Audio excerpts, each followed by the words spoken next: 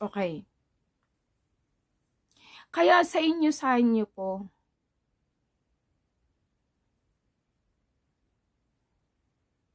gawin nyo po yan. Mag-set kayo ng kondisyon. At wag nyo na pong i-apply yung mga posisyon nyo. You apply your position truly from your heart.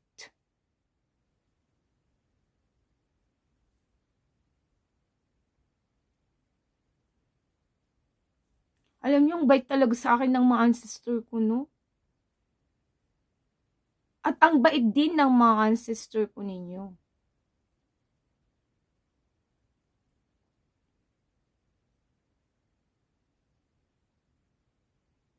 Hindi nyo naisip?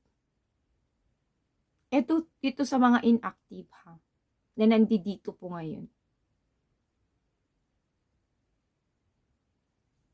Paano nyo na-meet si true parents sa buhay ninyo? Paano kayo nagkaroon ng mga magagandang ise? Paano kayo nandito sa fatherland? Jesus Christ answered your prayer. Lahat tayo inanseran. That's the reason why mas maganda pa yung binigay niyang answer prayer sa atin. Kasi mismo na Messiah ang binigay sa atin. Yun nga lang, many of us are close-minded and we are still longing the heart of Jesus Christ.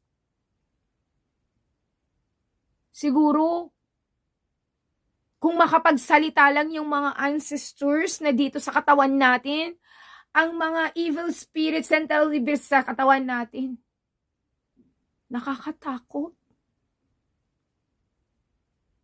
Ako na nga lang na tao na nakikita nyo ngayon. Nakakapagsalita po sa inyo.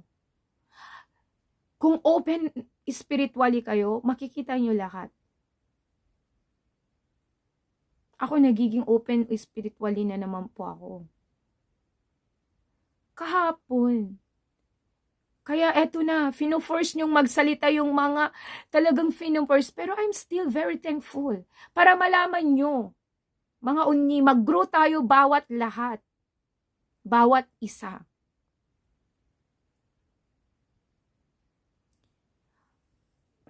Yung divine principle, nasa utak ko na din yan before. Kasi gusto ko ding matutunan totally ang history ng divine principle kung paano i-lecture because I'm not really good in divine principle. But God, heavenly parents and true parents give me this position, or I don't tell it position. We are not now living in the spirit and the truth, mga unis. Buti nga may vigil prayer pa eh. Paano na lang kung walang vigil prayer, mga unis? What will happen to us? Naiintindahan nyo ba yung mga testimonies ng mga second generation, mga unis? Yung mga nagte-testimonies? Yung mga malsum?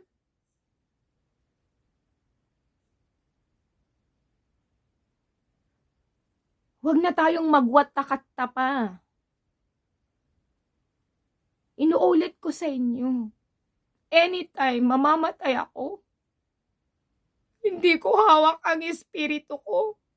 Hindi ko hawak yung buhay ko, mga unni. Buti nga, naririnig nyo pa boses ko. Ayoko, pupunta ko sa spiritual. Sisisihin nyo ako, ikaw, Cheryl. Alam mo pala ang katotohanan. Ba't naging silent ka? Ang dami-dami namin sa kakautok na group na yun. Hindi ka man lang nag-volunteer sabihin ang important ng pag-liberate. Ang important ng pag-share ng mga very important words from our true parents at sa mga testimonies doon para ma-encourage kami. So anong gagawin nyo pag patay na din kayo? Kaya pupuntahan nyo ang mga tao, kung sino-sino na lang tao ang papasukan ninyo or yung that's why hindi nila kayo marinig. So anong ginagawa nyo? Inaano yung kerope.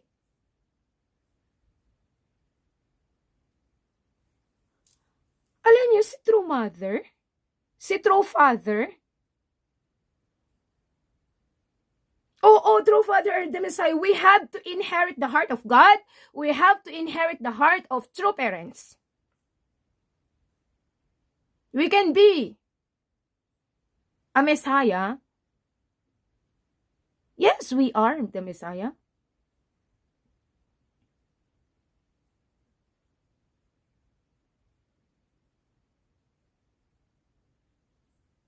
Alam ko po yun, nabawal po.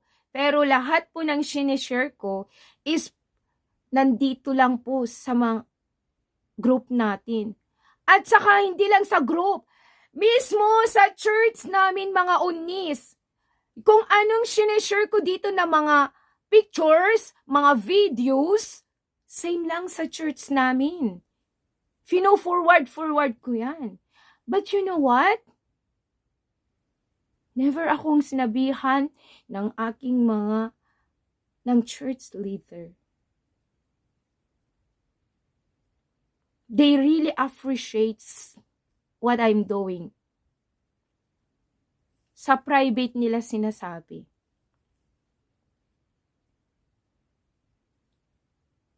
And of course, sinabi ko na rin kay Q Hezanim namin at sa treasurer namin, kay Samonim, na makikita nyo siguro po, wala akong binibigay na Shib Ilju this time. Pero nagkakamsahum ako. Kasi po,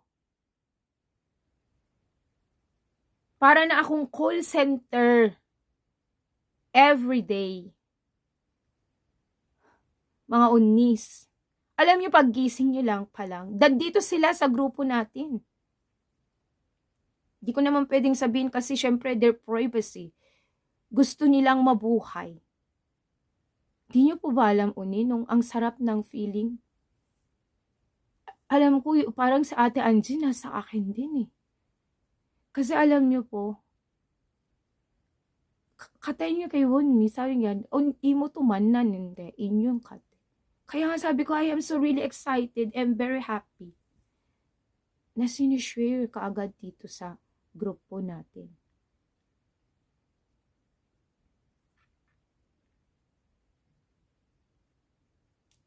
Hindi po ako proud. Iniisip ko nga, bakit marami naman, actually, alam ko na ako yung pinagtsungsong ng aking, alam ko yung spiritual parents ng asawa ko. Ako talaga ang sinungsong. At sinungsong din nila, at sinungsong din ako ng spiritual parents ko. Kasi, aminin ko yung my spiritual parents are fallen, nag-fall sila, but they forgive. At ako po yung una nilang anak. Hindi ko kinakaya yung spiritual parents ko. Kasi I know the heart of my spiritual parents.